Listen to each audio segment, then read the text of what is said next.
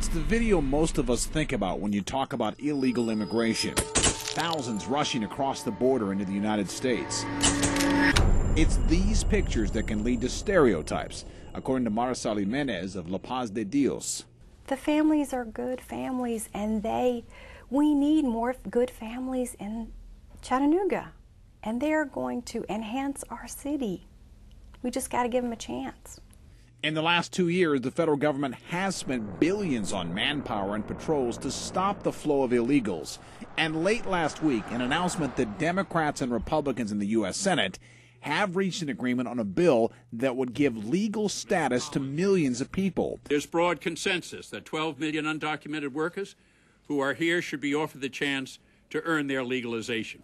The legislation would tighten the borders. All 12 million plus illegal immigrants could stay. They'd have to learn English and pay a $5,000 fine for having entered illegally. Anyone who wants to become a U.S. citizen would have to wait between 8 and 13 years behind those who've already applied. But they would be allowed to live and work here while they wait. Congressman Zach Wamp doesn't like the plan. He says it still amounts to amnesty. I'm going to vote against it, and I want the people to know I'm going to vote against it. What it's going to do is increase immigration overall, and it's going to cost us a ton of money, and it's going to be very bureaucratic, problematic. It's not even going to work well. Congressman Wamp knows that solving the problem of illegal immigration is not an easy task. That's why many state governments are also getting involved, trying to pass new laws to help solve the problem. In Tennessee, lawmakers look to get rid of the state's driver's certificate program and make people show documentation to get a license. They look to give highway patrol troopers federal training to enforce the nation's immigration laws here at home. And they take on legislation to require some businesses to identify if a person is legal before they are hired. There is an appropriate process by which one achieves their citizenship or their legal immigration status.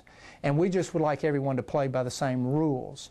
David Elliott's a local attorney who has spent 10 years trying to help people become citizens. He understands the need for stricter regulations on illegal immigration. One of his big questions, though, is who should be eligible for citizenship and who shouldn't. We don't want people that have been involved in alien smuggling or drug smuggling or prostitution or violent crimes.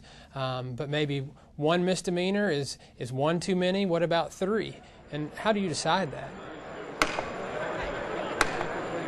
Tennessee lawmakers are trying to take some of the guesswork out of the equation by doing their part, but most of the work will ultimately be up to the federal government. Please ask our other senators to join me with caution. The latest national compromise has a long way to go before becoming law. The debate is expected to get heated in Congress, with some Democratic leaders already expressing concern. But it does set the stage for a possible solution for this long battle. The majority of the families that I know don't want a free ride.